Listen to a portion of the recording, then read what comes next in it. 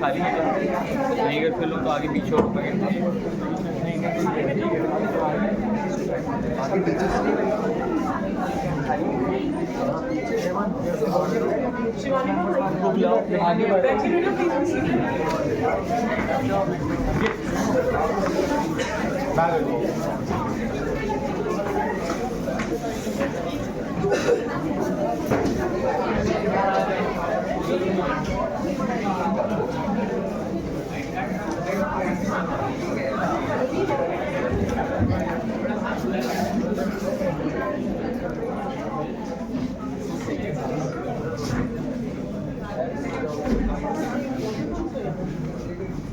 The Union Budget is not just a statement of numbers, it is a reflection of the nation's priorities, aspirations, and path towards sustainable growth. A very good morning to one and all present here.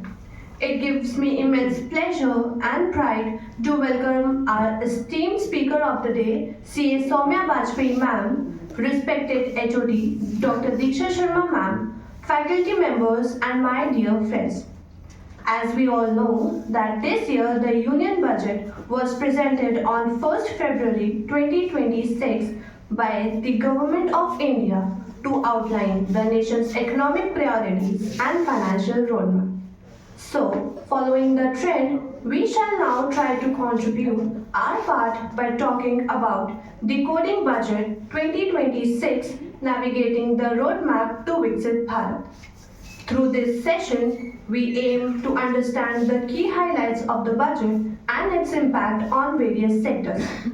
Before we proceed further, I would like to humbly request our respected HOD, Dr. Diksha Sharma ma'am, to please come forward and present a bouquet to our esteemed speaker, C.A. Soumya ma'am, as a token of respect and gratitude.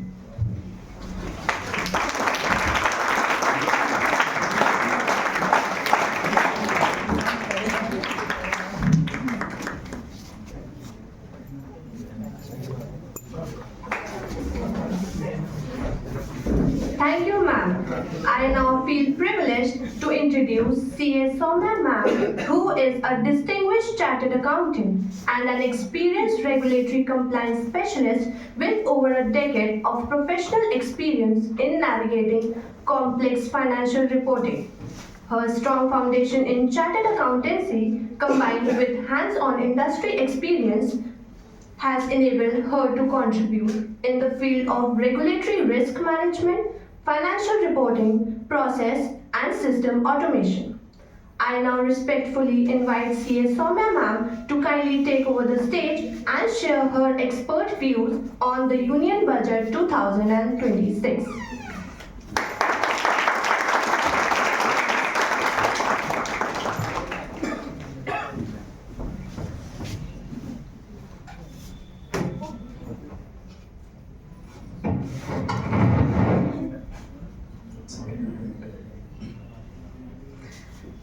A very good morning to all of you. BVOC second semester मुझे देख के अच्छा लग रहा है? Okay. So let us start without wasting any time. Budget. What do you mean by budget? Budget is basically a forecasting in future कि हमारे revenues क्या क्या होंगे और हमारे expenses क्या क्या होंगे. कहने का क्या मतलब है कि जैसे हमारे घर में होता है कि मान लीजिए हमें साल भर का बजट बनाना है कि हमें आने वाले समय में हमारी इनकम कहाँ से आएगी और हमारे खर्चे मोटे मोटे कहाँ होंगे. इस फाइनेंशियल प्रिपरेशन को बजट कहा जाता है. ये बजट अगर आप नेशन के तौर पे समझें तो हम ये समझ सकते हैं कि हमारे नेशन को इनकम कहाँ से होगी और उस इनकम को हमारी कंट्री कहाँ एक्सपेंडिचर करेगी. इस पूरी स्टेटमेंट को बजट कहा जाता है. ये क्यों ज़रूरी होता है? ये हमारे प्रॉपर फाइनेंशियल प्लानिंग के लिए ज़रूरी होता है कि हमारा पैसा आ कहाँ से रहा है. सबसे पहले इम्पॉर्टेंट कि what are the sources of revenue and then हमें उन रेवेन्यू उस रिसोर्सेज को बहुत ही जुडिशियसली एंड प्रोडक्टिवली उसको पार्क करना पड़ेगा ऐसे एक्सपेंडिचर्स में जहाँ से हमको सबसे ज़्यादा रिटर्न या हमारे जो प्रायोरिटी सेक्टर्स हैं उसमें लगा सकें. तो हम जो इनकम आती है उसको कौन कौन से सेक्टर में खर्च करेंगे, कहाँ कहाँ खर्च करेंगे, इसकी पूरी प्लानिंग 1 साल पहले ही हो जाती है और उसको कहा जाता है बजट। आप लोग को जान के ये अच्छा लगेगा या आपको थोड़ा सा नॉलेज बढ़ेगी कि बजट नाम का इंडियन कॉन्स्टिट्यूशन में कोई डिफरेंस नहीं है। It is known as AFS, annual financial statements. जैसे कंपनी अपनी फाइनेंशियल स्टेटमेंट्स बनाती है, गवर्नमेंट ऑफ इंडिया भी अपनी फाइनेंशियल स्टेटमेंट एक ईयर अहेड अपने प्रोजेक्ट करती है कि हमारे क्या क्या हो सकते हैं। तो कॉन्स्टिट्यूशन में सेक्शन आर्टिकल 112 में जो मेंशन है that is AFS which is annual financial statement. So हम देखना चाहते हैं कि इसमें अब हमारे बजट में इनकम आई और खर्चे हुए, तो क्या कुछ बचा? अगर कुछ मेरे पास एक्स्ट्रा पैसा बच गया that is known as surplus. और अगर मेरा सारा पैसा खर्च हो गया प्लस इसके अलावा मेरे अभी खर्चे नहीं मीटअप हो पा रहे हैं, मुझे कहीं से लोन लेना पड़ रहा है, सो मैं क्या हो जाऊंगी? In deficit. So two terms associated with budget is one is surplus and other is deficit. Okay, अब ये बजट का थोड़ा सा बैकग्राउंड जान लेते हैं, हिस्ट्री जान लेते हैं। बजट आया कहाँ से? देखिए, budget the term is derived from the word bougette. It's a French word, bougette, and it means a leather bag with full of money. So it was basically derived from a French word bouquet and then it was converted into English as budget. Indian budget कहाँ सबसे पहले पेश हुआ था? अगर pre independence India के बारे में बात करें तो 1860 में सबसे पहले बजट पेश हुआ था बाय जेम्स विल्सन, एक स्कॉटिश इकोनॉमिस्ट थे जिन्होंने इंडिया का प्री इंडिपेंडेंस इंडिया का सबसे पहले बजट पेश किया था। इसके बाद पोस्ट इंडिपेंडेंस सबसे पहले किसने पेश किया था? R.K. शानमुखम ने इन 1947 नवंबर 26, 1947 में इंडिपेंडेंट इंडिया का सबसे पहला बजट पेश हुआ था। हमारे पूरे इंडिया में कुछ भी चीज होती है that requires a constitutional validity. मतलब अगर कोई भी प्रोविजन, कोई भी एक्ट, कोई भी चीज कॉन्स्टिट्यूशन के बाहर होती है which is known as legal terms में ultra vires the constitution, वो चीजें आपकी लीगल नहीं होती। इसका मतलब हमारे बजट भी कहीं ना कहीं से लीगल वैलिडिटी डिराइव करता होगा। कहाँ से डिराइव करता है? आर्टिकल 112 जो होता है आपका कॉन्स्टिट्यूशन ऑफ इंडिया का, उसको बताता है कि बजट की validity, that defines the budget as annual financial statement. अब देखिए, आई डोंट नो आप लोगों को कितना नॉलेज है, बट हम लोग थोड़ा सा बेसिक्स डिस्कस कर लेते हैं। हमारे लॉ मेकर्स दो तरह के बिल इंट्रोड्यूस करते हैं पार्लियामेंट में, एक मनी बिल और एक अदर बिल। मनी बिल वो बिल होता है जो सरकार के खर्चे और सरकार के इनकम से डील करता है, which is the budget. Money bill के कुछ स्पेसिफिक पॉइंट्स होते हैं that money bill can only be introduce in the Lok Sabha. जैसे अभी हमारा 1 फरवरी को लोकसभा में बिल सबसे पहले पेश होता है विद द प्रेसिडेंट की एसेंस से कि हम ये बिल पेश करना चाहते हैं। मनी बिल की खासियत क्या होती है? ये सिर्फ लोकसभा में इंट्रोड्यूस हो सकता है, ये लोकसभा में पास होता है, फिर ये राज्यसभा में जाता है, ये राज्यसभा में भी डिबेट होगा, राज्यसभा में भी पास होगा। अगर कोई चेंजेस आते हैं तो राज्यसभा उसे इम्प्लीमेंट नहीं कर सकती। That bill has again come back to Lok Sabha, यहाँ पे उसके अमेंडमेंट्स होंगे, फिर इस पर डिस्कशन होगा, फिर लोकसभा में पास होगा, फिर राज्यसभा में पास होगा। और जब ये लॉ जो होता है, आपका जो एक्ट होता है, दोनों हाउसेज ऑफ पार्लियामेंट से पास हो जाता है, तब ये प्रेसिडेंट असेंट के पास जाता है, प्रेसिडेंट के पास जाता है, जहां प्रेसिडेंट इन्हें साइन करते हैं और फिर ये हमारा फाइनेंस एक्ट बन जाता है। अगर कोई भी गवर्नमेंट मनी बिल लोकसभा में पास नहीं करा पाई, इसका मतलब उस गवर्नमेंट के पास मेजॉरिटी नहीं है और वो गवर्नमेंट के खिलाफ दूसरी ऑपोजिशन पार्टी जो है वो नो कॉन्फिडेंस मोशन ले आएगी, और नो कॉन्फिडेंस मोशन लाने में अगर पास हो गया तो गवर्नमेंट गिर जाएगी। So money bill is a very very important bill that has been incorporated in our constitution. चलिए थोड़ी सी और बात कर लेते हैं एप्लीकेबल डेट्स एंड टाइम्स की। कब इंट्रोड्यूस होता है? 2021 से पहले हमेशा लास्ट डे ऑफ फरवरी, 28 फरवरी को बजट आता था। बेसिकली 26 फरवरी को इकोनॉमिक सर्वे आता था, 27 फरवरी को रेलवे बजट आता था और 28 फरवरी को आपका बजट आता था। बट उससे क्या होता था, हमारा जो बजट इम्प्लीमेंटेशन है वो 1 अप्रैल से होता है। जो गवर्नमेंट ने नोटिस किया वो किया कि 1 महीने अगर हम इसको प्री शिफ्ट कर दें तो क्या होगा, हमारा जो टाइमलाइन है और बजट के बाद जो सारी प्रोसीजर्स होती हैं उसको ज़्यादा टाइम मिल जाएगा और 1 अप्रैल से हम इम्प्लीमेंट कर पाएंगे, वरना इम्प्लीमेंटेशन जो है डिले हो जाता था। So now from 2021 onwards budget जो है अब हमेशा 1 फरवरी को आता है at 11 AM। Now you will also be surprised to know कि 1947 से लेके 2001 तक हमारा बजट शाम को 5 बजे आता था। And you know why? To align with British timings.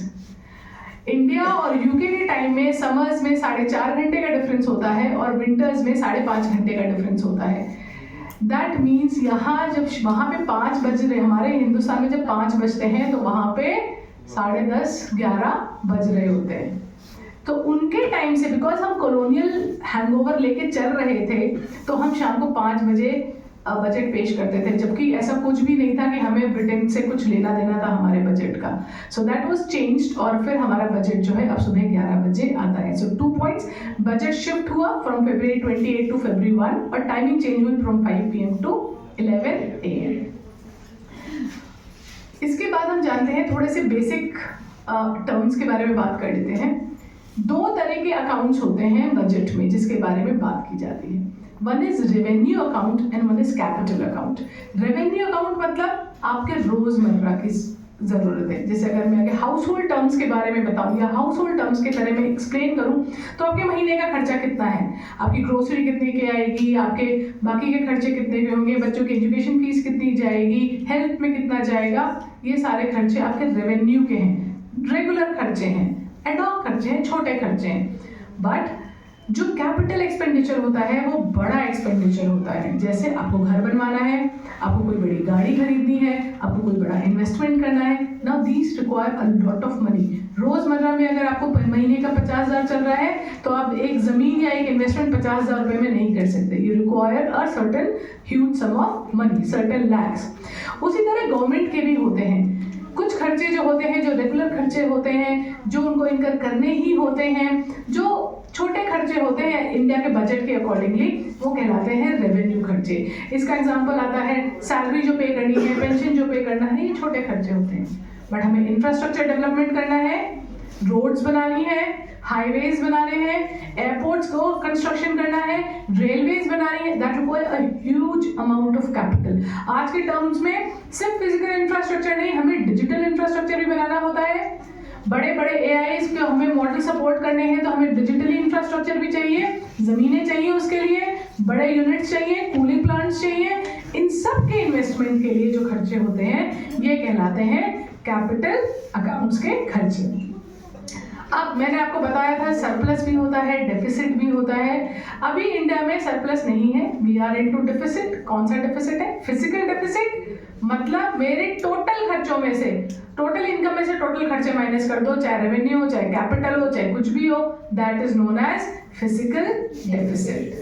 भाई कितना आया टोटल ये बताइए और कितना लग गया, चाहे घर बनवाने में लगा, चाहे महीने के खर्चे में लगा, चाहे हॉस्पिटल बिल्स में लगा, किसी में भी लगा, नेट मेरे पास कैश फ्लो क्या था, कितना डेफिसिट रहा। इंडिया ने टारगेट किया था 2021 में कि हम अपना फिजिकल डेफिसिट घटा देंगे to 4.3% of GDP। And you'll be happy to know that we have been able to achieve it in 2026. When Madam Nirmala Sitharaman presented budget on February 1st, 2026, she said that हमने physical deficit target को achieve कर लिया। Now that's a big thing. That's a very big thing कि physically आप इतने ज़्यादा physically आप अपने को डिसिप्लिन रख पाए कि आपने कोविड जैसी बड़ी आपदा के बाद जो हमारी इकोनॉमी बहुत डाउन हुई, हमारे खर्चे बहुत बढ़ गए, उसके बाद भी हम अपना फिजिकल डेफिसिट अचीव कर पाए। और जो करंट जियोपॉलिटिकल इक्वेशंस चल रही थी, टैरिफ्स एंड ऑल, उसके बाद भी हमने अपना फिजिकल डेफिसिट मेंटेन किया। So now that is a very big achievement. Revenue deficit क्या होता है? जो रेगुलर खर्चे होते हैं आपके, जो रेवेन्यू रिसीट और रेवेन्यू एक्सपेंडिचर को माइनस करके आते हैं, वो कहलाता है रेवेन्यू एक्सपेंडिचर। ये बताता है कि हमारा जो वर्किंग कैपिटल है गवर्नमेंट का, अगर मैं फाइनेंस के टर्म्स में कहूँ तो वो कैसा चल रहा है। और टोटल डेफिसिट बताता है कि हमारे कैश फ्लो की पोजीशंस क्या हैं। अब हम अगर बजट की बात करते हैं तो हम पहले कहते हैं सोर्सेज ऑफ इनकम और हम फिर कहते हैं application of fund. Source of funds, application of funds, दो की बात करते हैं।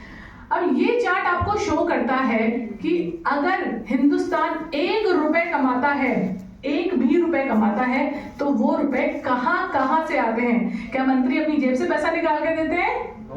कभी नहीं होता ना, जेब से निकालते नहीं है, वो लेते हैं हमारी जेबों से। तो हमारा पैसा कहाँ से आता है? That is the bifurcation of how the government earns money.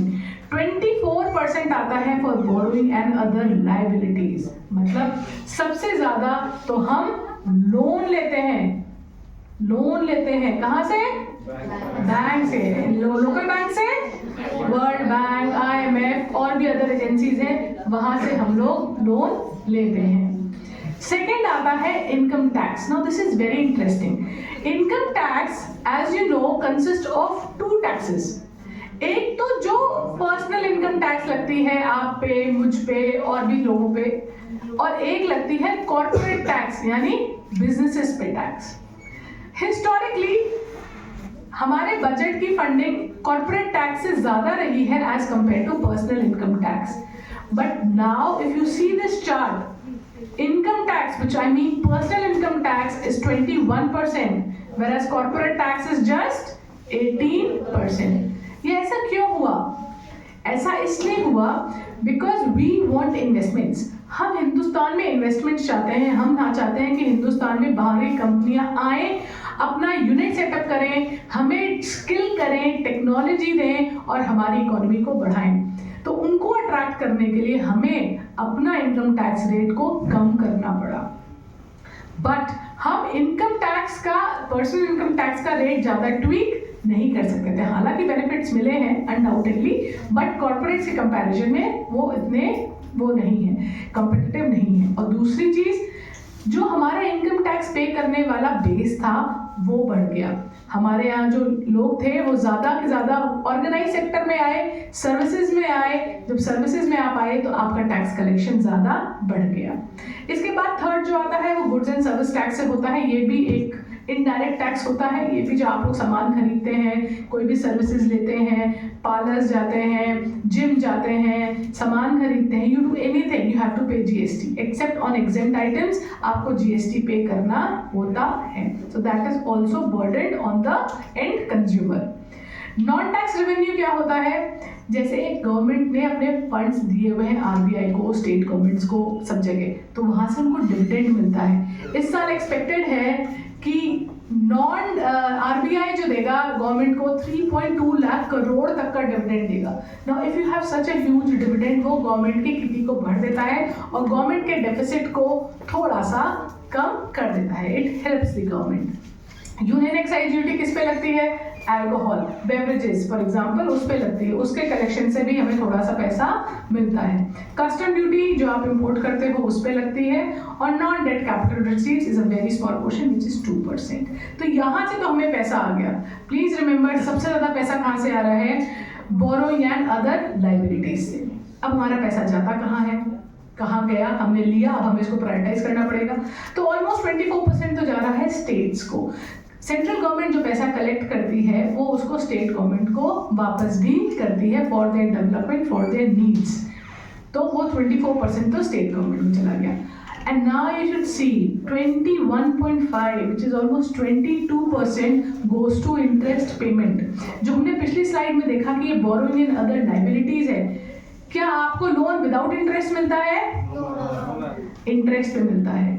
तो आपको ब्याज तो देना पड़ता है, इंटरेस्ट तो देना पड़ता है। And is interest a productive expense or non productive expense?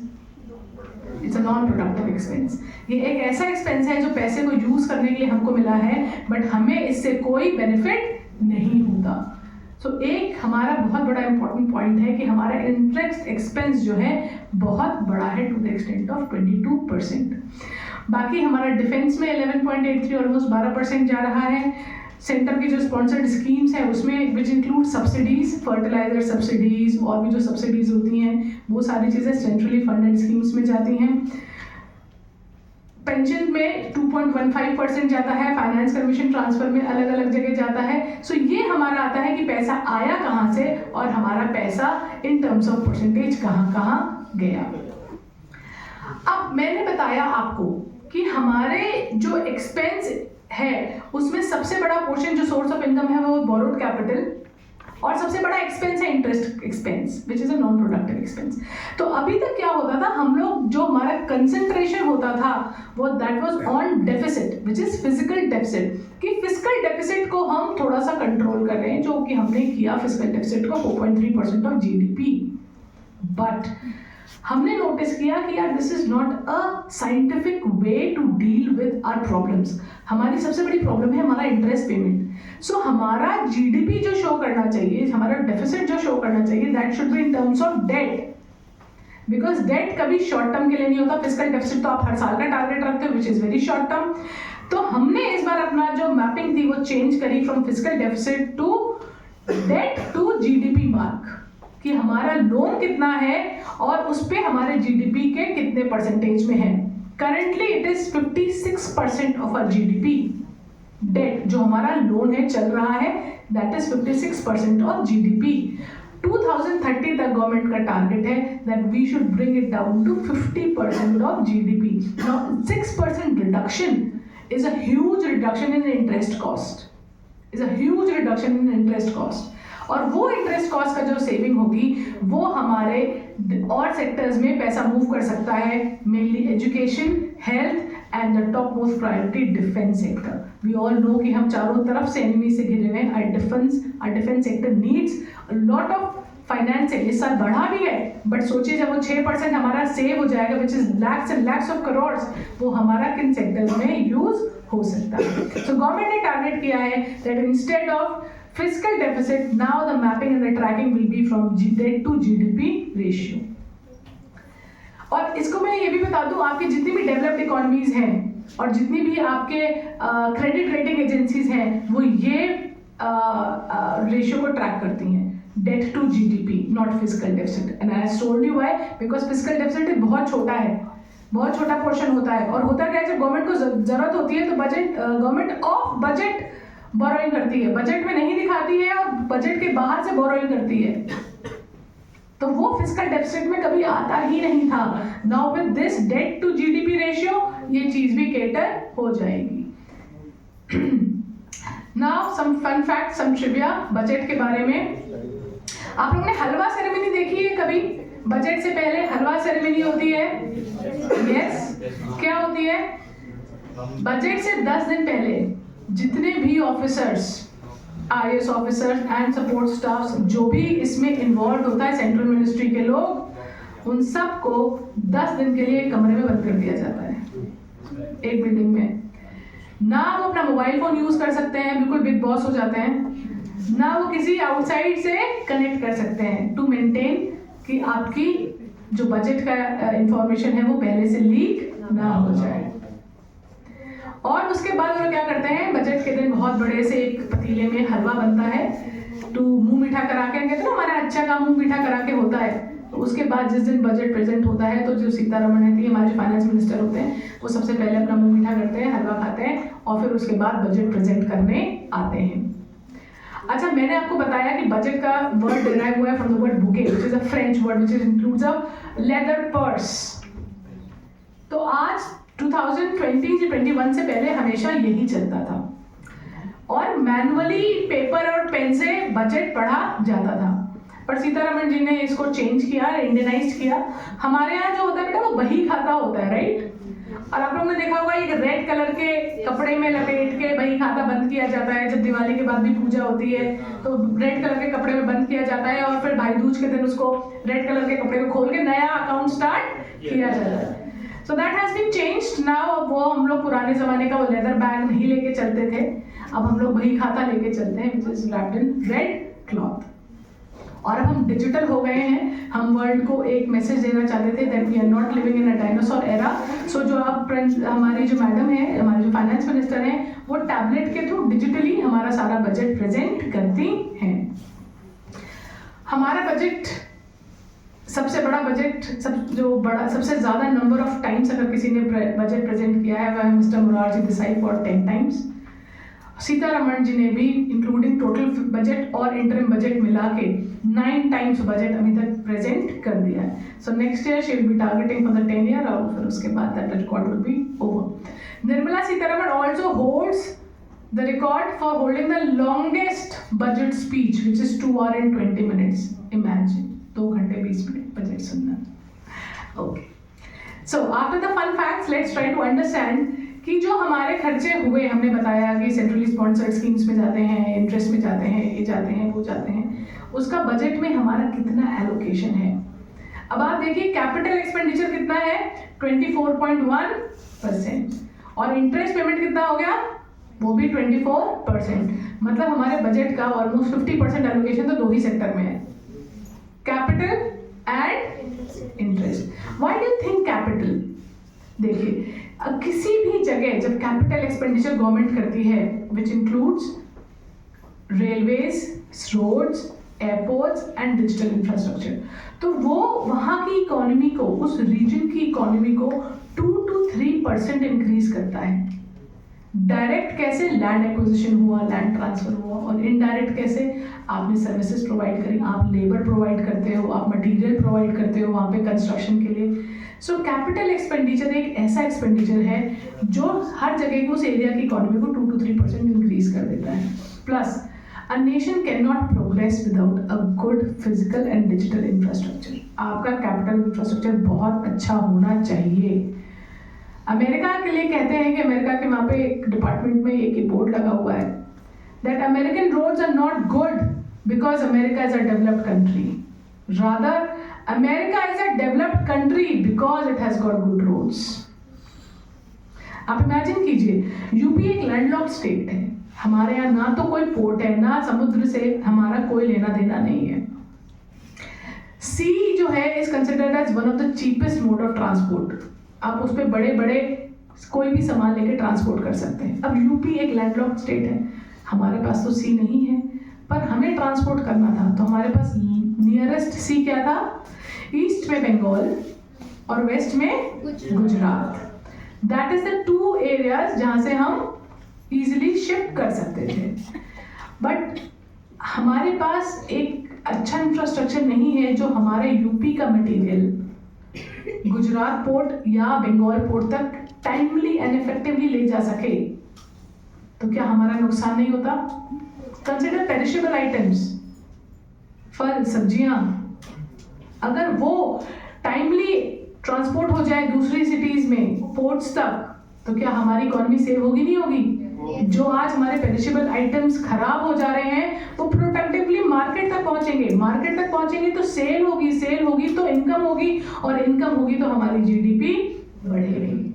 So capital infrastructure development has been a priority of this government, और इसीलिए इन्होंने ऑलमोस्ट 24% इस पे डाला है। And interest as I told you कि 24% तो हम इंटरेस्ट पे ही पेमेंट करते हैं।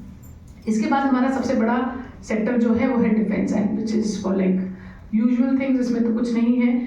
हम पाकिस्तान, चाइना, अब तो Bangladesh, Myanmar, Sri Lanka, we are geographically we are situated in a place where we do not have a very friendly neighbors, तो हमें अपना डिफेंस मजबूत करना ही पड़ेगा। और रशिया यूक्रेन के वॉर के बाद हमने देख लिया दैट अगर आप स्ट्रॉन्ग नहीं हो, अगर आपकी मिलिट्री स्ट्रॉन्ग नहीं है, तो आप कितने भी इकोनॉमिकली स्ट्रॉन्ग हो जाओ, चाहे कुछ भी हो जाए, इट विल नॉट हेल्प। इसके बाद अगर हम देखें तो एग्रीकल्चर, फिर एजुकेशन एंड हेल्थ में हमारा 2.7 एंड 1.9% ही एलोकेशन है। Now these 2 sectors are very important for a nation development, but unfortunately हमारे इन 2 सेक्टर में रियल रेट ऑफ जो हमने इनपुट किया है वो 1.9% या 2.9% नहीं है। क्यों?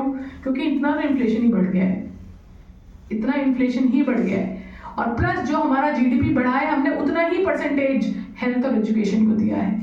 नाउ हेल्थ से क्या होता है, अगर आपकी इकोनॉमी में आपके जो सबसे बड़ा रिसोर्स होता है वो होता है ह्यूमन रिसोर्स। काम करने वाले ही अगर बीमार रहेंगे तो आपकी इकोनॉमी कैसे ग्रो करेगी? और उसका सबसे बड़ा इंपॉर्टेंट आप रीजन आज के टाइम में देख सकते हैं एयर पोल्यूशन। जो पूरा नॉर्दर्न का AQI बेल्ट है फ्रॉम दिल्ली टू कोलकाता, ये 100 और 200 की रेंज में आता है, और जब पीक विंटर्स आ रही होती है नवंबर दिसंबर, तब तो कौन सी रेंज में क्रॉस कर जाता है, I don't even want to mention. Now इसकी वजह से क्या होता है, लंग्स प्रॉब्लम होती हैं, हेल्थ प्रॉब्लम्स होती हैं, छोटे बच्चों को प्रॉब्लम होती है, वर्किंग क्लास को प्रॉब्लम होती है, और इंडिया का काफ़ी पैसा और टाइम ऐसी चीज़ों में जाता है जो अनप्रोडक्टिव हो जाती हैं। अगर कोई भी नेशन अपने ह्यूमन रिसोर्स को नहीं वैल्यू कर सकता तो वो आप किससे काम कराओगे, that is not a good indication. So एक ये है जो गवर्नमेंट पे थोड़ा क्रिटिसिज्म होता है कि आपने एजुकेशन और हेल्थ के लिए अच्छा नहीं रखा है। और एजुकेशन क्यों ज़रूरत है बेटा, एजुकेशन एक बेस देता है, देश का हर बच्चा एटलीस्ट 12th पास होना चाहिए, और सिर्फ पास होने से मतलब नहीं है, that person should have the basic skill to understand the words, उसी के ऊपर कोई स्किल डेवलपमेंट हो सकता है। आप साफ स्लेट पे अलजेब्रा नहीं लिख सकते, उसको ABCD आनी चाहिए। सो इसके लिए अभी ये एक स्किल गैप देखा गया है, तो एजुकेशन सेक्टर में भी थोड़ा सा चेंज हुआ है, but we will see that government is trying to build upon the skills development and I reach out that. इसके बाद हमारे डिजिटल इंफ्रा और IT 1.8%। आज का ज़माना is the era of technology. Can you live without technology? Can anybody in this world survive without technology? Or what is that differentiates a developed nation from a developing nation? Technology. जो technology उनके पास होती है, चाहे German technology हो गई engineering में, चाहे US की टेक्नोलॉजीज हो गई, and China is also competing, अगर आपके पास ये नहीं है then you will always remain far behind. Technology not only solves a lot of problem, it solves very efficiently and productively at a very low cost.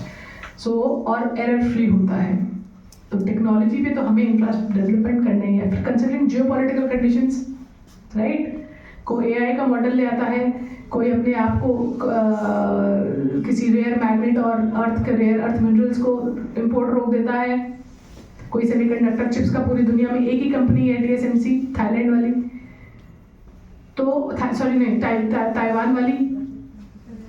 तो अगर आप किसी एक पर्टिकुलर कंट्री पे इतने ज़्यादा डिपेंडेंट हो जो आपके पास है ही नहीं, सो वो आपका कभी भी आर्म ट्विस्ट कर सकता है, वो आपको कभी भी ब्लैकमेल कर सकता है। So you have to be independent in these areas. इसीलिए डिजिटल और इंफ्रा और IT पे भी काफ़ी ज़्यादा हम लोग को एलोकेशन करना पड़ता है। अब मैं आती हूँ आप लोगों के लिए कि क्या क्या स्कीम्स आई हैं यूथ के लिए। यूथ जो होता है वो किसी भी कंट्री का ड्राइविंग इंजन होता है, लेकिन अगर इंजन काम ही नहीं करेगा तो फिर गाड़ी कैसे आगे बढ़ेगी। इसके लिए गवर्नमेंट ने कई सारी स्कीमें निकाली। एक कंटिन्यूस क्रिटिसिज्म आता था कि एकेडमिक्स और इंडस्ट्रियल रिक्वायरमेंट्स मैच नहीं करती। एकेडमिक्स में जो पढ़ाया जाता है उसमें वो स्किल्स नहीं पढ़ाई जाती जो कि कॉर्पोरेट्स को ज़रूरत है। तो उसके लिए पहले तो आपका ये दीनदयाल उपाध्याय कौशल केंद्र खोला गया, जहाँ पे आपको स्किल लेवल पे पढ़ाई कराई जा सके ना। You do not read in every subject under the sun, आप उस पर्टिकुलर स्किल के बारे में पढ़ते हो। फॉर एग्जाम्पल अगर आप बैंकिंग एंड फाइनेंस में हो, सो यू नॉट अंडरस्टैंडिंग कि आपको अकाउंट्स का भी सब आना चाहिए, कॉस्ट मैनेजमेंट भी पूरा आना चाहिए, फाइनेंशियल मैनेजमेंट भी पूरा आना चाहिए, बैंकिंग भी पूरा आना चाहिए। नो, आपको बेसिक पढ़ा के और फिर उसके बाद कंसंट्रेशन किस पे है, skill development of banking and finance knowledge. उसी तरह गवर्नमेंट ने इंटर्नशिप स्कीम स्टार्ट करी है। ये इंटर्नशिप स्कीम क्या कहती है कि हर कॉर्पोरेट को कुछ स्टाइपेंड देके यूथ को एज अ इंटर्नशिप अपने यहाँ प्रोवाइड करनी पड़ेगी और उनका स्किल डेवलपमेंट करना पड़ेगा based on their requirement, and it is a paid stipend, paid internship, companies पे करेंगी आपको। उससे क्या होगा, हमारा यूथ एक अलग लेवल पे स्किल होगा, न्यू टेक्नोलॉजीज में, न्यू वे वर्क ऑफ वे में कि कैसे काम किया जाता है, और उसकी वजह से हमारा स्किल डेवलपमेंट देश का बढ़ेगा। And then you can provide your services to other countries. इसके बाद सेमीकंडक्टर, एक देखिए, इसको सनराइज इंडस्ट्री भी कहते थे। सनराइज इंडस्ट्री, सेमीकंडक्टर्स आज आपके हर जगह यूज होते हैं, राइट, हर जगह, from motor cars to missiles, हर जगह सेमीकंडक्टर्स का यूज होता है।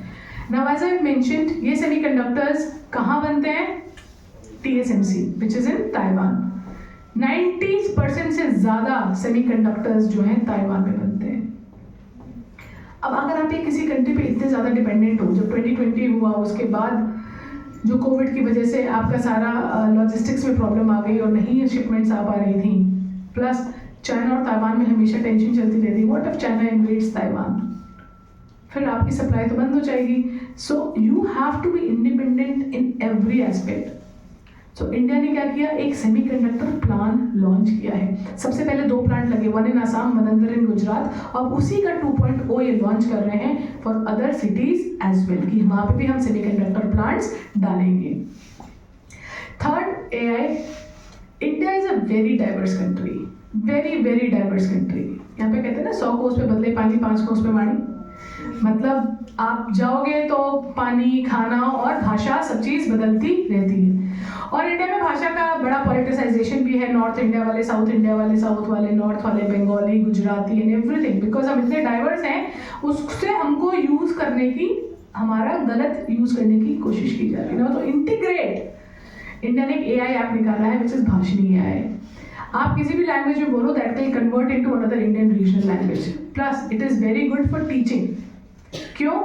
अगर एक छोटा बच्चा है, मान लीजिए गांव का बच्चा है, वो सबसे ज़्यादा कंफर्टेबल किस में होता है? उस डायलेक्ट में होता है जो वो रेगुलरली अपने सराउंडिंग्स में बोल रहा है, अपनी फैमिली में, अपने विलेजेस में, अपनी सब जगह। नॉट जस्ट बिकॉज कि आपका टेक्स्ट बुक और आपकी सारी चीज़ें इंग्लिश में चल रही हैं, वो बच्चा हो सकता है बहुत ब्राइट हो, पर वो कंसेप्ट ग्रास्प नहीं कर पा रहा बिकॉज ऑफ कम्युनिकेशन डिफरेंस।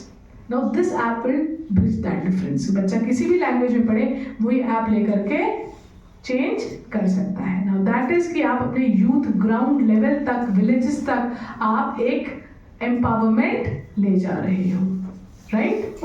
इसके बाद आता है क्रिटिकल मिनरल मिशन। अब सबको पता है 90% मिनरल्स कहाँ रिफाइन होते हैं? चाइना में। चाइना बहुत दोस्त है हमारा? किसी का दोस्त नहीं है भाई, वो तो अपने लोगों को उठा लेता है, गायब हो जाते हैं वहाँ के लोग, वो दूसरों का क्या सगा होगा। और इस टाइम चाइना कभी भी जैसे उसने यूएस से किया, उसने सारे रेयर अर्थ मिनरल्स को ब्लॉक कर दिया। And it is not only with US, he has done, China has done this with India as well. नहीं दे रहे थे वो रेयर अर्थ मिनरल्स, अभी भी बहुत रिस्ट्रिक्टेड है। चाइना की इकोनॉमी ऐसी है कि वहाँ पे नॉन ट्रेड बैरियर्स इतने ज़्यादा हैं कि आपका सामान वहाँ नहीं मिलता। इसे कि चाइना से हमारा बहुत ट्रेड डेफिसिट है, हम तो चाइना से ले लेते हैं। हमारा इतना ट्रेड डेफिसिट क्यों हुआ? इसलिए नहीं हुआ कि हम उससे ज़्यादा ले लेते हैं, इसलिए कि वो हमारा सामान नहीं लेने देता। China does not allow other countries product to be sold in its market. तो इस वजह से चाइना का ट्रेड डेफिसिट हमसे काफ़ी ज़्यादा है। सो हम ये नहीं कर सकते थे, हमें क्रिटिकल मिनरल्स को इंडिया में प्रोड्यूस करना था। इसके लिए एक साउथ इंडिया में ना एक बेल्ट रिकग्नाइज करी गई थ्रू सैटेलाइट इमेजिंग। और वो कौन सी बेल्ट थी? Orissa, Tamil Nadu, Telangana and Kerala, including Karnataka, parts of Karnataka. यहाँ पे क्या करेंगे गवर्नमेंट इज कि हम यहाँ पे ना तो सिर्फ रेयर अर्थ मिनरल का एक्सट्रैक्शन करेंगे, हम रिफाइनमेंट भी करेंगे रेयर अर्थ मिनरल्स का। तो एक ये इंपॉर्टेंट फैक्टर एक फ्यूचर को देखते हुए हमारे यहाँ किया गया। तो वन इज आप लोग के लिए internship, skill development, semiconductor, AI जो भाषिनी एआई है, और चौथा क्रिटिकल मिनरल्स कॉरिडोर बनाया गया। अब next talk about the IT portion, data centre. देखिए एआई जो रन करता है ना बेटा, वो बहुत बड़े बड़े कंप्यूटर सर्वर्स पे रन करता है। Now if you have read any news or if you follow some people on Twitter, for example Elon Musk, he says world में अर्थ पे इतना लैंड ही नहीं है और इतनी कूलिंग सिस्टम ही नहीं है, इतनी एनर्जी ही नहीं है कि हम अर्थ पे डेटा सेंटर्स बना सकें जो एआई को रन कर सके। सो उसका क्या मिशन है कि हम स्पेस में जाके एआई डेटा सेंटर्स बनाएंगे और सन की पावर से उसको पावर प्रोवाइड करेंगे, सन की एनर्जी से। ना यू कैन इमेजिन कि एक एआई डेटा सेंटर को चलाने में कितनी पावर लगती है। Yes, you can imagine from this. AI data centre को जो भी कंट्री के पास एआई डेटा सेंटर है वहाँ पे जो वहाँ पे लगाता है, उसको बहुत बड़ा एडवांटेज होता है। तो इंडिया ने क्या किया, अभी तक क्या था, टैक्सेशन के पॉइंट ऑफ व्यू से बता दूं, अगर आप इंडिया में कोई भी स्टैब्लिशमेंट करते हो तो उसको माना जाता है परमानेंट एंटिटी, और अगर आप परमानेंट एंटिटी हो तो आपको ग्लोबल इनकम पर टैक्स देना पड़ता था। अब आपने डेटा सेंटर इंडिया में लगा दिया और आप यूएस और सिंगापुर और चाइना से कमा रहे हो और उसका टैक्स इंडिया में दे रहे हो, तो ये कोई मानेगा नहीं ना। Nobody was agreeing to it. India ने इसको ट्वीट कर दिया. उसने कहा परमानेंट एस्टैब्लिशमेंट मत बनाइए इंडिया में, आप इंडिया के दूसरे एंटिटी के साथ मिलके यहाँ पे लीज पे ले लीजिए लैंड, या उस दूसरी एंटिटी से कहिए कि वो लैंड ले लें, और हम आपको टैक्स हॉलिडे देंगे. कब तक? 2047 तक. कब है इंडिया का टारगेट विकसित भारत बनने का? 2047 तक, 2047 तक. बोले हम आपको इतना लंबा टाइम फ्रेम के लिए टैक्स हॉलिडे देंगे, आप इंडिया में डेटा सेंटर सेटअप करिए, प्रोवाइडेड आप इंडियंस का डेटा यहीं रखेंगे, बाहर नहीं लेके जाएंगे. दो चीजें, इंडिया का डेटा इंडिया में रहेगा तो आपका डेटा पे आपका कंट्रोल ज्यादा है, और दूसरा जितने ज्यादा डेटा सेंटर्स आपके यहाँ आएंगे उतनी ज्यादा आप टेक्नोलॉजीज भी लेके आओगे. तो इन्होंने कहा आप इंडिया की इनकम कमाइए, इंडिया के इनकम पे आप टैक्स पे करिए, बाहर वाले इनकम पे कोई टैक्स नहीं मिलेगा. 2047 तक आपको टैक्स एग्जेम्पशन हम देते हैं. बट इसका मैंने आपको बताया कि कोई डेटा सेंटर को चलाने के लिए कितनी पावर चाहिए, कितना एनवायरमेंटल हैजार्ड होता है, इसको कूल करने के लिए कितने टन्स ऑफ पानी चाहिए, और इसका जो वेस्ट होता है वो कहाँ डिस्पोज ऑफ करेंगे. डेटा सेंटर्स में यूज होने वाला जो हार्डवेयर होता है वो 2 से 3 साल ही चलता है, फिर उसको रिप्लेस करना पड़ता है एवरी 2 to 3 years. अब ऐसे डेटा सेंटर को चलाने के लिए हमारे ई वेस्ट भी बहुत जरूरत होगी.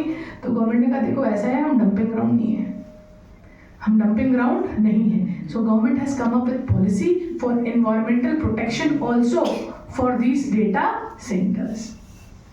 इसके बाद हमारी जो रिक्वायरमेंट है इलेक्ट्रिसिटी की, एनर्जी की, वो दिन पर दिन बढ़ती जा रही है. अभी तक हम किस पे डिपेंडेंट है? हमारे 70% ग्रिड्स आज भी कोल डिपेंडेंट है.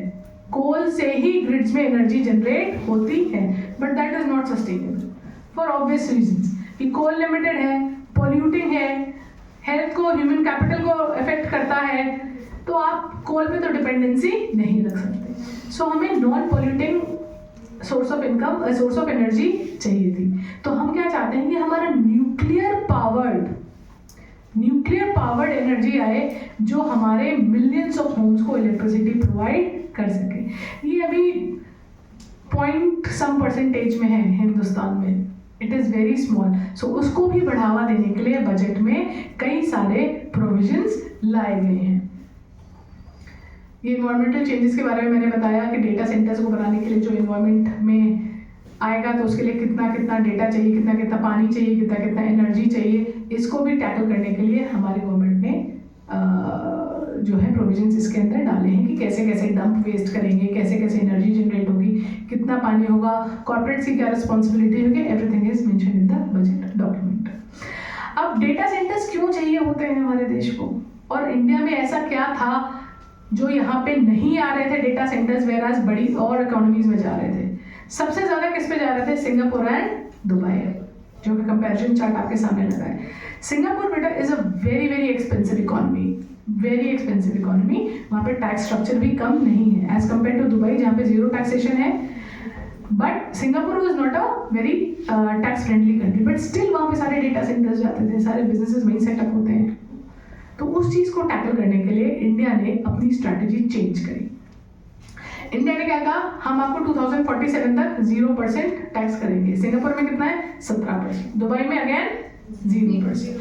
पॉलिसी सर्टेनिटी 21 years गारंटीड, इसको बदला नहीं जा सकता, ये रहेगी ही रहेगी.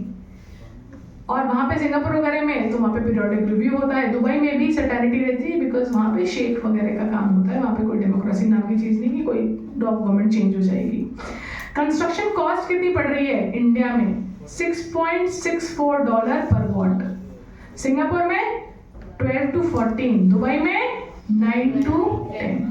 हमने टैक्स भी कम कर दिया तो हमारी इफेक्टिव कॉस्ट कम होगा. इंडिया में इलेक्ट्रिसिटी कॉस्ट $0.06 to $0.08 पर किलोवाट आवर, और बाकी सब कंट्रीज में 0.20 या 0.09. लैंड अवेलेबिलिटी, हिंदुस्तान में जमीन की कमी है क्या? Singapore is an island nation, बहुत छोटा देश है, लैंड अवेलेबिलिटी वहाँ नहीं है.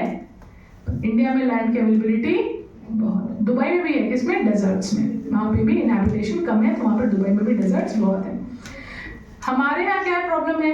कूलिंग चैलेंजेस तीनों ही जगह. दुबई तो वेरी हॉट कंट्री है, तो फिर वहाँ पे कूलिंग चैलेंजेस है. सिंगापुर भी एक ट्रॉपिकल कंट्री है, प्लीज अंडरस्टैंड, वो एक आइलैंड है, समुद्र के किनारे है, तो ठंडा नहीं होता वहाँ पे. ठंड नहीं पड़ती वहाँ पे हमेशा ट्रॉपिकल क्लाइमेट रहता है। As compare to that India में ऐसी कई जगह हैं जहाँ ठंडा भी क्लाइमेट है, जहाँ लैंड भी अवेलेबिलिटी है, तो उसके हिसाब से आपको बेनिफिट है। Strategic focus AI, compute and global export, सबसे ज़्यादा इंपॉर्टेंस तो यही है हमारी। हम इसलिए बुला रहे हैं कि हमें AI टेक्नोलॉजीज इंडिया में चाहिए। No country can progress without AI। आप लोग ने देखा होगा, आई डोंट नो, परसों IT स्टॉक जो है एकदम प्लमेट कर गया, गिर गया एकदम। एक दिन पहले इंडिया US की डील के बारे में पता चला था कि US जो है इंडिया का एक्सपोर्ट का जो टैरिफ है वो 50% से घटा के 18% है। यूफोरिया आ गया था मार्केट में, खुलते ही 3900 पॉइंट्स ऊपर, बट अगले दिन ही गिर गया IT स्टॉक। ऐसा क्या हो गया? एंथ्रोपिक नाम सुना है? एंथ्रोपिक एक कंपनी है जो अपना मॉडल लेके आई है, AI model. Anthropic model currently अभी भी चलते हैं। उसने ऐसा काम कर दिया है कि आपके नीचे डेवलपर वगैरह को कोई जरूरत ही नहीं है, वो पूरा काम कर सकता है। They can read your files, they can do your work. आप एक टास्क अपॉइंट करके और आप सोने चले गए, रात में सुबह उठे वो सारा टास्क कंप्लीटेड है। Now that means IT companies का रेलेवेंस कम हो जाएगा। IT कंपनी कॉस्ट में जो जिस वजह से वो पैसा ले रहे थे उनकी बिजनेस बुक पे इम्पैक्ट आ जाएगा और IT स्टॉक्स प्लमेट कर गए। एक छोटे से, एक बहुत ही छोटे से इम्प्रूवमेंट से इतना बड़ा इम्पैक्ट आ गया। वर्ल्ड ओवर सारे स्टॉक्स IT के टेक्नोलॉजी स्टॉक्स गिर गए थे। ना इमेजिन अगर AI, जनरेटिव AI की जो हम बात कर रहे हैं, जहाँ पे कहा जा रहा है कि आज से 10, 15, 20 साल बाद आदमी को काम करने की जरूरत ही नहीं पड़ेगी, सारे काम रोबोट्स कर देंगे, very cost effective and very efficiently. Can India miss the bus? क्या हम छोड़ सकते हैं इसको पीछे? ऐसे पास्ट में हमने बेटा बहुत सारे नुकसान करे हैं, बहुत बार हमने ऐसी अपॉर्चुनिटीज मिस करी हैं जिसकी वजह से आज हम डेवलप नेशन नहीं बन पाए। And we cannot miss this bus बस। इसलिए गवर्नमेंट का focus is on AI models की। AI इंडिया में डेवलप होना चाहिए। इंडिया का अपना भी AI मॉडल डेवलप हो रहा है। I leave it to you कि आप लोग इस पर रिसर्च कीजिए। इंडिया खुद भी अपना एक AI मॉडल डेवलप कर रहा है। ओके, ये तो बात हो गई इन सारी चीज़ों की, बट आपको पता है कि अब बजट में रेलवे बजट अलग से नहीं आता है। Railway budget is now part and parcel of the annual budget. Railway budget कब आता था? ये अंग्रेजों के समय में आता था। अंग्रेज जो है इंडिया में रेलवे लाइन जब डाल रहे होते थे तो उसके लिए बहुत बड़ा उनको कॉस्ट चाहिए होता था, तो उन्होंने एक सेपरेट बजट रखा था, रेलवे बजट। और एज यूजुअल हम लोग कॉलोनियल हैंगओवर से नहीं उतरे थे, बहुत सालों तक कॉलोनियल हैंगओवर चलता रहा, दशकों तक। अभी कुछ साल पहले ही इसको चेंज किया गया है कि रेलवे बजट को एनुअल बजट के साथ मर्ज कर दिया गया है। All said and done, railway budget में एक सबसे बड़ी बात कही गई कि अभी पहले बुलेट ट्रेन कॉरिडोर बन रहा है, right, from Mumbai to Ahmedabad, correct? ऐसे ही 7 और bullet train corridors government of India ने रिकॉग्नाइज करे हैं जो कि बहुत ज़रूरी है वहाँ पे ट्रैवल कनेक्टिविटी के लिए। कौन कौन से? Mumbai to Pune, Pune to Hyderabad, Hyderabad to Bangalore, Hyderabad to Chennai, Chennai to Bangalore, and 7 हो गए क्या? And Varanasi to Delhi to Varanasi and Varanasi to Siliguri. 7 corridor identify किए हैं for better transportation of people and for better transportation of goods. इसके अलावा जो हमारे एयरपोर्ट, हमारे जो रेलवे स्टेशन हैं, इनके अपग्रेडेशंस के लिए, और इसमें भी जो पैसा लगेगा वो भी रेलवे बजट में इंक्लूड हुआ है। Amrit Bharat phase, other lines जो चलेंगी गोल्डन क्वाड्रिलेटरल्स के थ्रू, वो भी इसमें इंक्लूड हुई हैं। रुपी स्टेबिलिटी, अभी कुछ महीने पहले तक रुपी जो था that was trading at $1 equals to 83 to 85 dollar. अब क्या हुआ? Rupee has slipped to almost $92 पर USD। मतलब हमारा रुपी वीक हो गया और USD स्ट्रॉन्ग हो गया। And rupee was the worst performing currency in past few weeks. मतलब डॉलर वीक हो रहा था, बाकी करेंसी स्ट्रॉन्ग हो रही थी, पर रुपी और ज़्यादा वीक हो रहा था। कभी भी आपके यहाँ अनसर्टेनिटी होगी, दूसरी कंट्री में ज़्यादा सर्टेनिटी होगी या दूसरी कंट्री में फ्लोज ज़्यादा होंगे, तो वहाँ का करेंसी स्ट्रेंथन होती है। इंडिया से पैसा निकाल के दूसरी डेवलप्ड इकोनॉमीज में लगाया जा रहा था, इसकी वजह से वहाँ की करेंसी तो स्ट्रॉन्ग हो रही थी बट इंडिया की करेंसी वीक हो रही थी। बट जिस जगह डील हुई है कि इंडिया और US में ट्रेड का वो फाइनलाइज हो गया है रेट, उसी दिन फ्रॉम 91.9, 91.7 ओपनिंग ही 90.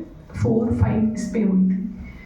आज अभी जो मैंने देखा था लास्ट कल तक तो 90.2 था USD रुपी, अभी 90.5 या समथिंग पे चल रहा था। तो रुपी हैज स्ट्रेंथेंड, और जैसे जैसे हमारी इकोनॉमी स्ट्रांग होगी हमारी करेंसी भी स्ट्रांग होगी। इसी बात पे फोकस रहा है गवर्नमेंट का। अब सारी बातें और तरफ, मेरे लिए क्या मैडम है, मैं तो मिडिल क्लास, मेरे लिए क्या।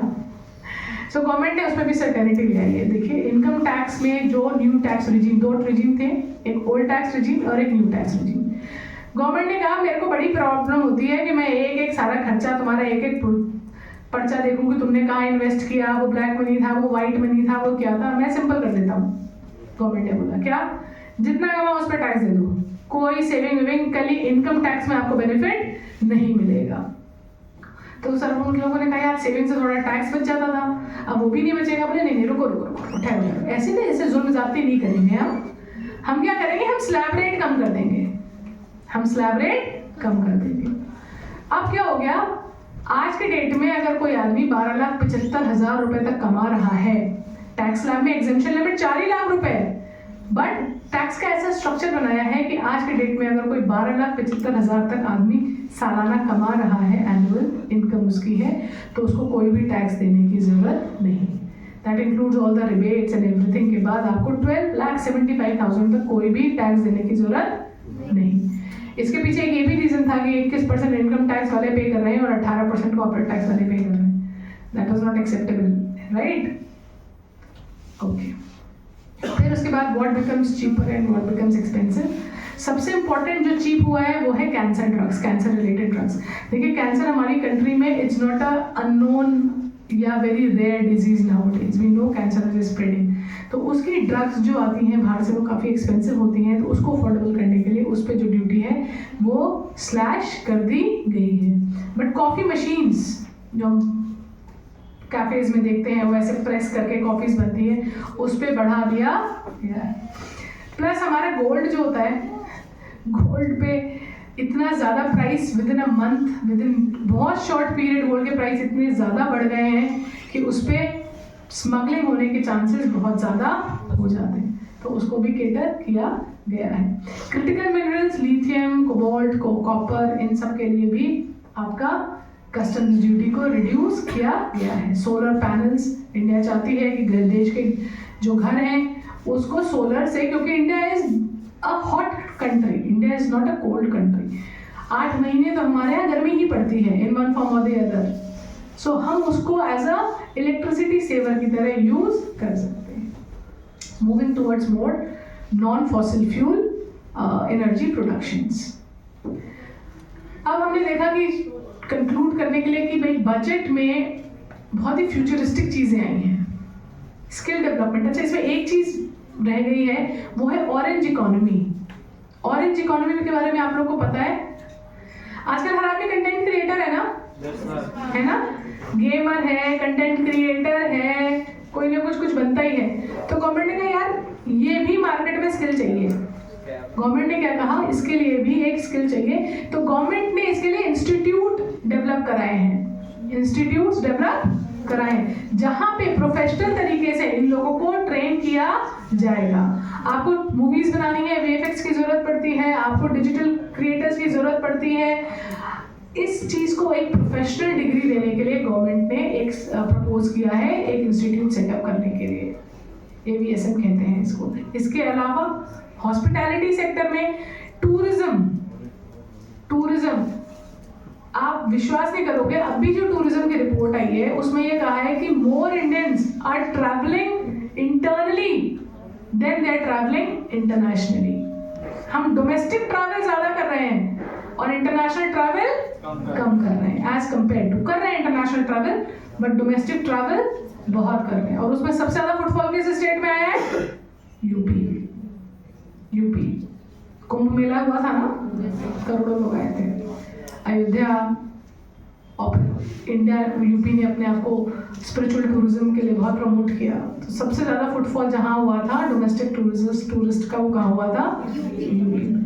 जब आपके यहाँ टूरिस्ट आते हैं ना तो आपकी इकोनॉमी बढ़ती है, आप ज़्यादा सेल करोगे, छोटी छोटी चीज़ों की ज़्यादा सेल होती है, लोगों के हाथ में जेब में ज़्यादा पैसा आता है, आपकी रिकॉग्निशन मिलती है। तो इसको ठीक करने के लिए गवर्नमेंट ने, क्योंकि हमारे सबसे बड़ी कंप्लेंट क्या होती है, अच्छे रहने के होटल नहीं हैं, गाइड्स अच्छे नहीं हैं और एक सर्टेनिटी नहीं है कि किस जगह कितनी प्राइस लगेगी। मांगो तो 500, मांगो तो 10,000, सब पूरी रेंज है जो जिससे निकलवा पाए। सो इस चीज़ को फिक्स करने के लिए टूरिज्म इंडस्ट्री के लिए पहले तो इन्होंने IIM से कोलैबोरेशन करने की बात करी कि हम हर जो आइडेंटिफाइड टूरिस्ट साइट्स होंगी वहाँ पे टूरिस्ट के जो आपके गाइड्स होते हैं इनको प्रोफेशनल ट्रेनिंग दी जाएगी। दूसरा, इंफ्रास्ट्रक्चर डेवलपमेंट की बात हो रही है कि वहाँ पे इंफ्रास्ट्रक्चर डेवलपमेंट किया जाएगा और क्लीनलीनेस रखी जाएगी। और क्या इम्प्रूवमेंट्स आए हैं? सबसे बड़ा इम्प्रूवमेंट आया है कि अगर कोई NRI है, कोई बाहर का आदमी है, पहले क्या है वो इंडिया की इक्विटी में इन्वेस्ट नहीं कर सकता था, डायरेक्टली पैसा नहीं लगा सकता था। FIIs पैसा निकाल रहे थे, हमारी मार्केट्स गिर रही थी और NRI पैसा नहीं लगा सकते थे। हमें तो पैसा चाहिए था कि लगाओ, वो they wanted to invest in India's equity market. तो उन्होंने कहा ठीक है, आप किसी भी एक कंपनी में 10% तक आप अपना पैसा लगा सकते हैं और टोटल सारे NRIs मिला के कितना लगा सकते हैं उस कंपनी में? 24%, 24%। That is the limit that has been fixed. इसके अलावा कंपनी ने इनकम टैक्स एक्ट में थोड़े से चेंजेस करे गए जिसमें SGBs को रेशनलाइज किया गया है।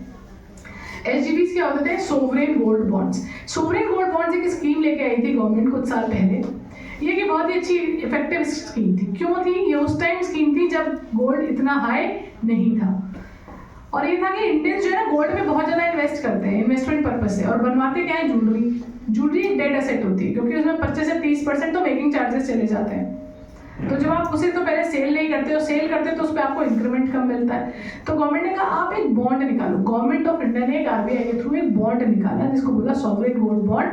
वो गोल्ड बॉन्ड जो था that was backed by government कि आपके नाम पे हम उतना गोल्ड लेके रखेंगे और आपको 2.5% इंटरेस्ट भी देंगे SGBs पे। और जब 8 साल की मैच्योरिटी पीरियड है, 8 साल बाद जब वो मैच्योर होगा तो आप चाहे उसका गोल्ड लो चाहे उसका पैसा लो, and it was capital gains exempt, कोई ₹1 टैक्स नहीं पे करना। तो बहुत ही अट्रैक्टिव स्कीम थी। बट ये तब था ना जब गोल्ड का रेट कम था, अब गोल्ड का रेट 1.5 लाख रुपए से ज़्यादा हो गया है। सो अब गवर्नमेंट ने इसको डिसकंटिन्यू कर दिया, पिछले 2-2.5 साल से डिसकंटिन्यू कर दिया है। तीसरा साल लग जाएगा फरवरी में जब गवर्नमेंट ने SGBs को डिसकंटिन्यू कर दिया है। अब क्या हुआ? आपको सेकेंडरी मार्केट में तो मिल रहा है ना गोल्ड बॉन्ड। मैंने खरीदा था, मैंने उसको सेकेंडरी मार्केट में लिस्ट कर दिया, कोई मेरे से खरीद सकता है। तो क्या करते थे? सेकेंडरी मार्केट में खरीदते थे, जैसे शेयर खरीदते हैं और मैच्योरिटी तक रखते थे और मैच्योरिटी तक रखने के बाद टैक्स फ्री अमाउंट आपके पास आ जाता था, कैपिटल गेन्स नहीं होता था। तो इक्विटी वाले बोले सर मैडम त्राहिमाम ये कैसे हो गया? शेयर के सेल पे तो आप ले लेते हो टैक्स हैं, STT भी लेते हो और फिर टैक्स भी ले लेते हो, ये गोल्ड से क्यों इतनी हमारे साथ इतना सौतेला व्यवहार क्यों? मैंने कहा ये बात तो सही है, ऐसा नहीं होना चाहिए। तो उन्होंने कहा तो इक्विटी मार्केट वाले ने कहा ऐसा करो, हम पे टैक्स खत्म कर दो 12.5%, हमें नहीं चाहिए लॉन्ग टर्म कैपिटल गेन्स, खूब पैसा आएगा मार्केट में। बोले अच्छा ऐसी बात है? फिर क्यों मुंगेरी लाल के हसीन सपने देखते हो? मैं गोल्ड पे भी टैक्स लगा दूंगी, टैक्स हटाऊंगी नहीं, मैं गोल्ड पे भी टैक्स लगा दूंगी। तो अगर आपने सोवरेन गोल्ड बॉन्ड अगर सेकेंडरी मार्केट से खरीदा है और उसे मैच्योरिटी तक भी रखा है तो भी आपको उस पर 12.5% टैक्स देना पड़ेगा। मतलब अब चाहे मैच्योरिटी तक रखो चाहे ना रखो, आपको कैपिटल गेन्स टैक्स देना ही पड़ेगा। सिर्फ एक एक्सेप्शन है, जब ओरिजिनल इशू हुआ हो, RBI ने ओरिजिनल इशू किया हो, मान लो 2020 में मैंने कोई चीज खरीदी जिसकी मैच्योरिटी 2028 तक है और 2028 तक मैं रोके रही, रुक जा, अब बढ़ेगा, अब मिलेगा, 2028 तक मैं रुक गई तो फिर मुझे वो कैपिटल गेन्स एग्जेम्प्ट रहेगा। लेकिन अगर इस बीच में मैंने बेच दिया तो मुझे टैक्सेबल हो जाएगा। तो गवर्नमेंट ने काफी चेंजेस करे हैं। This budget has been held by people as a very धुरंधर बजट बिकॉज इसमें पीपल प्लीजिंग नहीं करी गई है, कोई सब्सिडी नहीं दी गई, कोई जबरदस्ती के इनकम टैक्स एग्जेम्पशंस नहीं दिए गए। इसमें इंडिया के फ्यूचरिस्टिक सेक्टर्स जो थे उनको टारगेट किया गया, न्यूक्लियर, सेमीकंडक्टर्स, रेलवेज, कैपिटल्स, आपका AI, आपका रेयर अर्थ मिनरल्स, इन चीज़ों पे जिसपे इंडिया बाद में फ्यूचर में जाके इंडिपेंडेंट हो जाएगा। इस वजह से इस बजट को बहुत ही फ्यूचरिस्टिक बजट कहा जाता है, राइट। हिट्स तो ये हो गए, मिसेस क्या हो गया? For me it's health and education sector, that is a big miss. We need to invest more. हमारा एजुकेशन का budget should be at least 6% in real terms of GDP. In real terms हम 2.9% हैं, not even half. So that is a cause of concern. With that, I end my budget presentation. I hope you all learned something new, and I'm open to queries as well.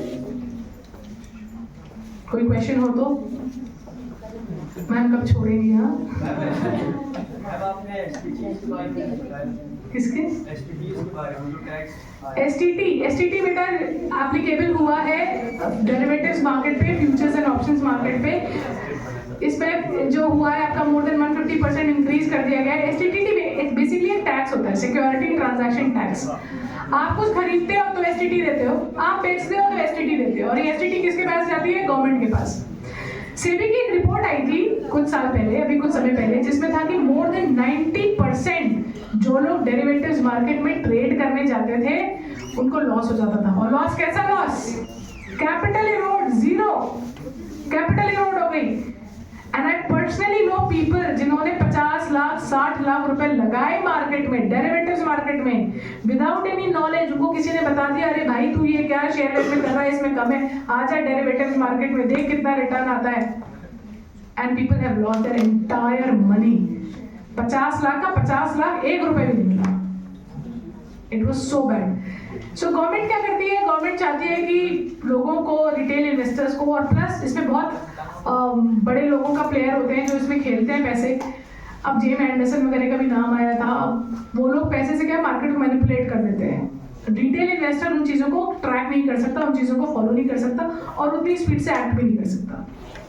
तो retail investors को उस वजह से भी बहुत ज़्यादा loss हो जाता है।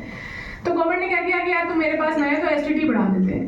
बट ये प्रैक्टिकल प्रोविजंस नहीं है। STT इज लाइक कि सिगरेट पे आपने लिख तो दिया धूम्रपान से कैंसर होता है, और आपने टैक्स बढ़ा दिया, पर आपको पता है लोग पिएंगे तो भाई, जिसको पीना है वो पिएगा ही। तो गवर्नमेंट कहती है पियो भाई, तुम हम क्या कर सकते हैं, हमें तो टैक्स दे दो तुम। डेरिवेटिव मार्केट में वही सिंक्रोड हो गया कि हम तो जानते हैं कि तुम आओगे तो है ही, वो लालच में तुम आओगे ही, तुम प्रोफेशनल हेल्प भी नहीं लोगे, तो लालच करेंगे तो हमें थोड़ा सा टैक्स दे दो ज्यादा, दैट्स इट। और कोई मतलब नहीं है। अदरवाइज गवर्नमेंट बहुत कुछ और स्टेप्स ले सकती थी रिटेल इन्वेस्टर्स को डेरिवेटिव्स मार्केट में रोकने से, बट गवर्नमेंट ऐसा नहीं करती है। इट इज सिंपली लाइक कि वो सिगरेट के स्मोक पे गंदी गंदी सी तस्वीरें बना दो, डरावनी सी, लेकिन पैसा तो तुम्हें दे दो, जिसको पीना है वो पीता ही है, उसका तो कोई मतलब ही नहीं है। फिर उसके बाद उसको हटाने के लिए च्युइंगम भी निकाल दो, डी इलेक्शन च्युइंगम, उस पर भी GST पड़ेगा, उन्हें में टैक्स मिलेगा। तो सरकार ऑलवेज सीज कि हमें कितना मिल रहा है, क्या मिल रहा है, अपना पैसा सरकार कभी हमेशा रखती है। तो अपनी हेल्थ का ध्यान खुद रखें और अपनी फाइनेंशियल हेल्थ का भी ध्यान खुद रखें। Derivatives market is not a field to play, उसमें मत जाइए। Thank you. और कोई एनी क्वेश्चन? मैम जैसे अभी इंडिया और US के बीच में टैरिफ रिड्यूस हुआ है 18% पे, तो उसमें जो यूनियन बजट 2026 का है वो कैसे हेल्प करेगा इस डील को, मतलब इसको और कैसे एडवांटेजेस ले सकते हैं? तो देखिए, इंडिया US की जो ट्रेड डील हुई है उसमें हमारा जो इफेक्टिव एक्सपोर्ट का रेट डाला, इंपोर्ट का रेट डाला US में, वो 50% से घट के 18% बन गया। मतलब हम जो यहाँ से एक्सपोर्ट करेंगे, आप उस पर पहले 50% टैरिफ लगता था। 100 रुपये, जो 100 रुपये का सामान, मान लीजिए मैंने कोई कपड़ा बनाया, एक शर्ट बनाई, वो 100 रुपये की पड़ती थी। जब वो US में जाती थी तो कितने की पड़ती थी? 150। बांग्लादेश जो टेक्सटाइल का हब था, उसमें 20% टैरिफ है, वो कितने में बेच रहा था? 120 रुपये में। क्या कोई आपका सामान खरीदेगा? कोई नहीं खरीदेगा। आप प्रैक्टिकली एक शर्ट भी नहीं सेल कर सकते 150, अगर 50% आप पे टैरिफ है, आपका सारा सामान पूरा एक्सपोर्ट बंद हो जाए। बिकॉज कंपटीशन बहुत है, वियतनाम से कंपटीशन है, बांग्लादेश से कंपटीशन है, बहुत कंपटीशन था हमारे टेक्सटाइल में। अब वो घट के क्या हो गया? 18%। अब वही शर्ट आपकी कितने की हो जाएगी? 18 रुपए। तो इंडिया में जब हम ये कह रहे हैं बजट में स्किल डेवलपमेंट की बात करी गई है, तो स्किल डेवलपमेंट की बात सिर्फ IT सेक्टर की नहीं करी गई, इस सेक्टर की भी करी गई है, टेक्सटाइल इंडस्ट्रीज की भी करी गई है कि आप 0% डिफेक्ट के साथ आप सामान बेचिए। इसकी ट्रेनिंग दी, 0% डिफेक्ट। जब 0% डिफेक्ट से आप सामान बेचेंगे तो आपका सामान प्राइसेस की ना तो क्वालिटी में कॉम्प्रोमाइज होगा और डायरेक्ट वजह से उसका बहुत प्राइस कॉम्पिटिटिव होगा, तो आपका एक्सपोर्ट बनेगा। इसमें 3-4 सेक्टर सबसे ज़्यादा इंपॉर्टेंट है। इसमें आपका टेक्सटाइल था, जेम्स एंड ज्वेलरीज था, फार्मा था, ये सारे सेक्टर्स बहुत इंपॉर्टेंट थे, इनको बूस्ट मिलेगा।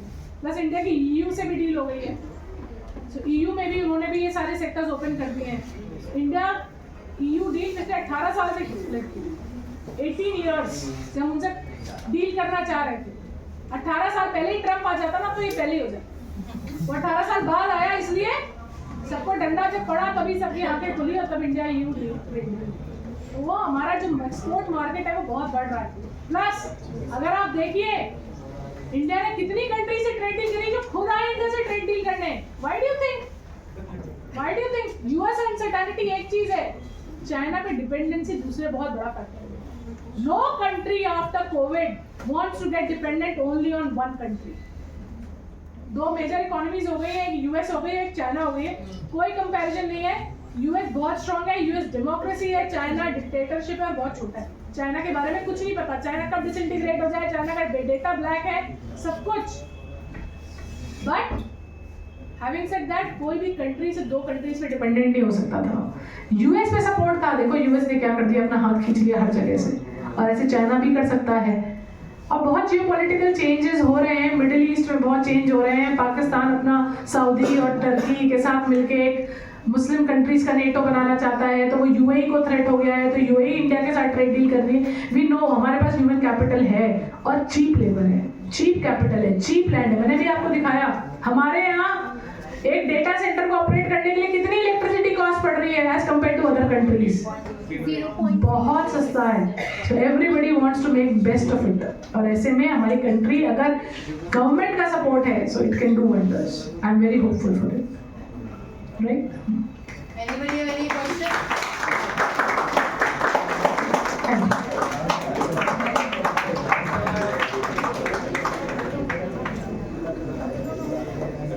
Thank you very much, ma'am, for sharing such insightful, practical, and thought-provoking views on the Union Budget 2026.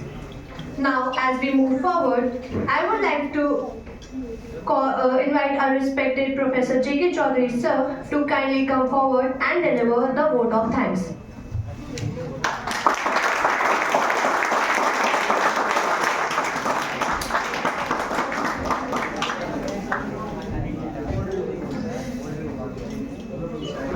Good afternoon, all of you. It is my privilege to propose vote of thanks for this insightful session. I am very much thankful to Soumya Madam. She is a chartered accountant. She is very intelligent, and she has delivered a good lecture, good input regarding the infrastructures, budget, tax reform, orange economy. She has delivered the orange economy also. It was published in Times of India on 3rd or 4th Feb. You can consult Times of India for the orange economy.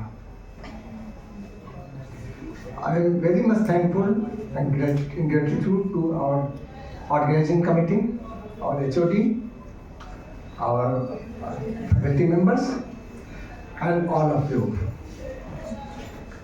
It was a knowledgeable session. Yesterday, our governor, Reserve Bank of India governor, announced the monetary policy. On behalf of monetary policy committee, not on behalf of the Reserve Bank of India. Earlier it was on behalf of the Reserve Bank of India, governor was declaring monetary policy. Now it is the monetary policy committee. I have already discussed the monetary policy committee to you. There is a 6-member committee, 3 from RBI, 3 from outside. So there is a transparency now in the monetary policy committee. Everyone knows what is the monetary policy, what is the policy rate. Everyone knows now. Earlier, Just like Reserve Bank of India is a dark compartment earlier. Before super money, before earlier Governor Reddy, before Reddy, YB Reddy, Dr. YB Reddy, it was a dark compartment. Nobody knows what are they doing in the Reserve Bank of India. Officers, clerical, what they are doing in the Reserve Bank of India. Nobody knows. There was no transparency. Now there is a transparency. 3 out of 6 from outside of the Reserve Bank of India. It is a good. So now Vivad students, I am expecting that Vivad students will go to room number 308 or 310. A very small session. Okay? Thank you, madam. Clapping again.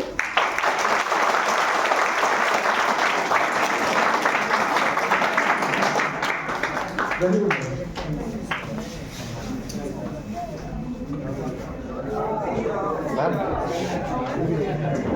Thank you, sir. On behalf, students kindly be seated. Who told you to stand up?